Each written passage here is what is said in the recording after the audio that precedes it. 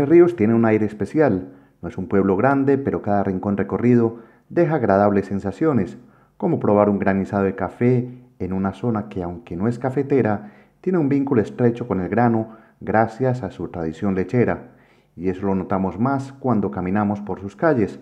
Hay una arquitectura muy bien conservada, cosa que por fortuna aún se mantiene en este municipio, a diferencia de muchas otras regiones de Colombia. Hoy los llevaré a conocer la casa más bonita que encontré en este encantador pueblo antioqueño. Quédate conmigo para verla en detalle. Sean todos bienvenidos.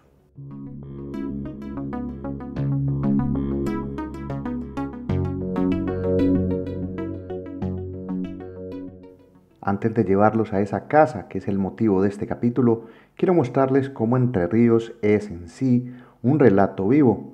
Si eres de los que disfrutan caminar sin rumbo fijo, aquí vas a encontrarte con historias en cada esquina, fachadas centenarias que aún se mantienen en pie, algunas restauradas, otras modificadas con el paso del tiempo, y una paleta de colores que combina tonos verde claro, café, amarillos y otros tonos más vivos, perfectamente complementados con el blanco de esas paredes de casas antiguas. Caminar por estas calles es hacerlo por el tiempo.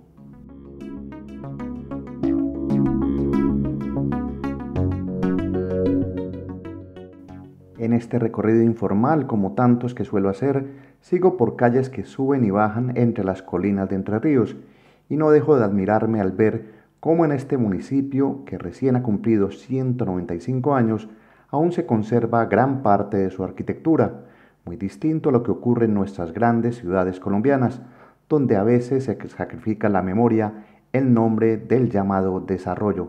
Pero bueno, ese es otro tema. Mejor sigo con este paseo que apenas comienza, mientras me acerco a lo que he llamado sin dudarlo la casa más bonita de Entre Ríos.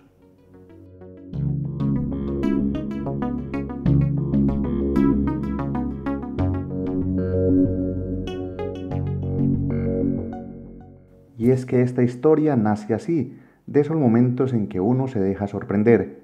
Esta casa, que tal vez para muchos pasaría desapercibida, a mí me impactó desde el primer instante. Fue amor a primera vista.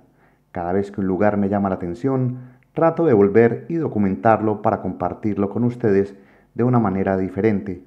Así, mientras caminaba hacia el destino, me encontraba con muchas otras casas, unas más bonitas que otras, porque claro, la belleza es subjetiva. Unos se fijan en el color, otros en el diseño, otros en lo funcional, y eso es lo lindo de observar con calma.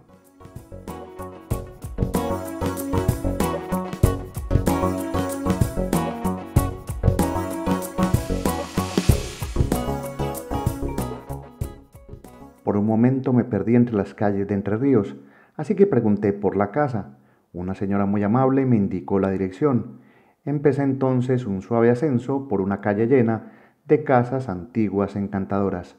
Primero apareció una en tonos verde oliva, con materas colgando en un corredor interno.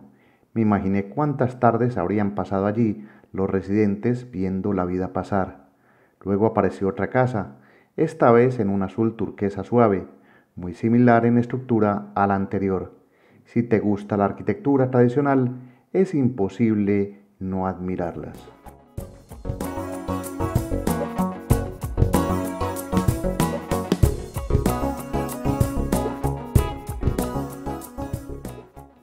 Así avancé un poco más por esta calle en cuesta y por fin la encontré, la Casa Roja, la misma que había visto horas antes mientras bajaba en un motorratón.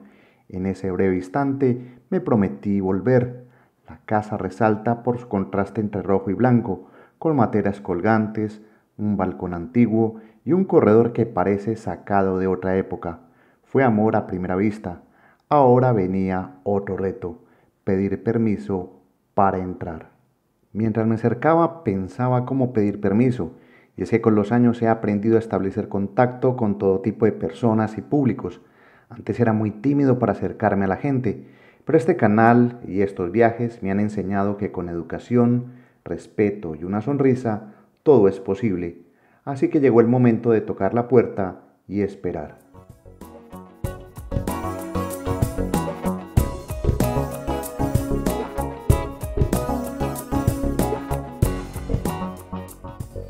En realidad tuve mucha suerte, ya que me encontré con una familia reunida adentro y tras saludar y explicar mis intenciones, muy amablemente me invitaron a pasar.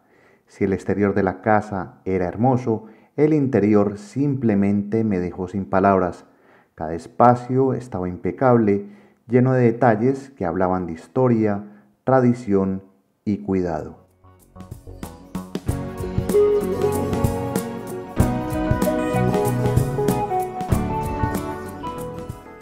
Como toda casa tradicional en esta región, tiene su patio interior.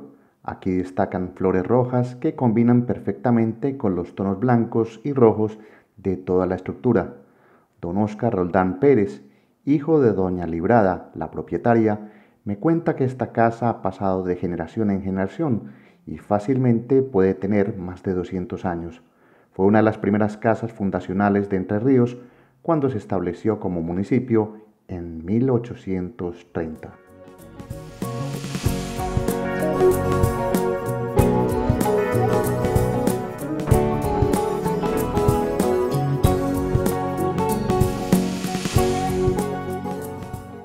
Pasando al patio interior, este es un testimonio de perseverancia. Me explican que mantener esta casa en pie no es fácil, es demasiado costoso y no reciben apoyo y todo depende del esfuerzo familiar.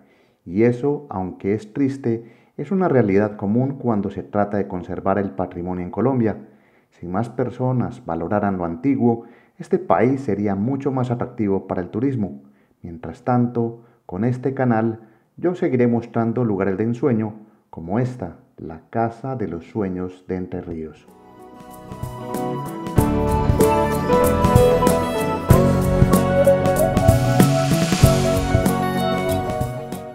Lo más fascinante de esta casa no es solo la estructura, sino los objetos que ambientan este espacio, como un televisor de los años 50, cuadros antiguos, muebles restaurados y, como si fuera poco, una cocina amplia, funcional, adaptada al presente, pero que conserva su esencia. Don Óscar me la mostró con orgullo y sin ningún apuro.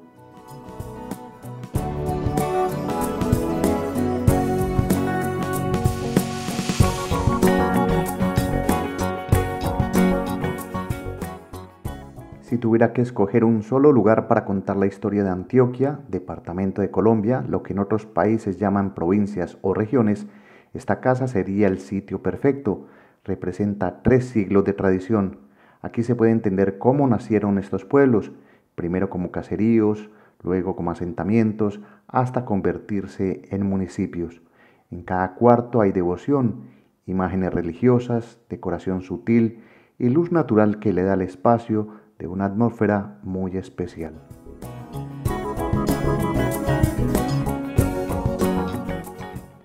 En este cuarto, don Óscar me va contando la historia de Entre Ríos, apoyándose en fotos, objetos y recuerdos. Fue como recibir una clase magistral sobre el pueblo, historia viva, sin libros, sin guías, solo él y su manera de contar anécdotas. Y en ese momento entendí que esta casa y sus residentes era la mejor forma de conocer de verdad Entre Ríos. Y aquí les presento brevemente a don Óscar. Ay, yo pensé que abrir. Ay, no se me ha hecho pequeña. ¿De qué? Pero ¿para qué tenés que abrir? Como una ventana. Lo bonito. Ah, vaya Croacia, aquí mira esto. No, nada. Yolanda. Hasta entonces lo abrí. Yo sí le abro. ¿Cuál es el problema? Tan organizadito. Ese es don Óscar, un ser encantador que además de mostrar gracias en sus comentarios, al tiempo inspira respeto. Con su amabilidad nos mostró que todo en esta casa se conserva, incluso juguetes de su infancia que cualquier coleccionista envidiaría. Su memoria es valiosa y su generosidad aún más infinita.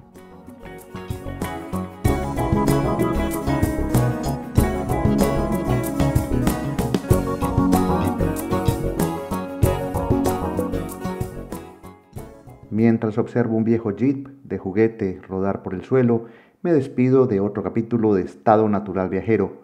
Mi agradecimiento total a don Oscar y a su familia por abrirnos las puertas de su hogar. Dedico este episodio con cariño a doña Librada, madre de Oscar, quien falleció poco después de nuestra visita. Que en paz descanse. Mi nombre es Gustavo Carcilla Gómez y si esta historia les gustó, espero leerlos en los comentarios. Un gran saludo, hasta pronto, chao.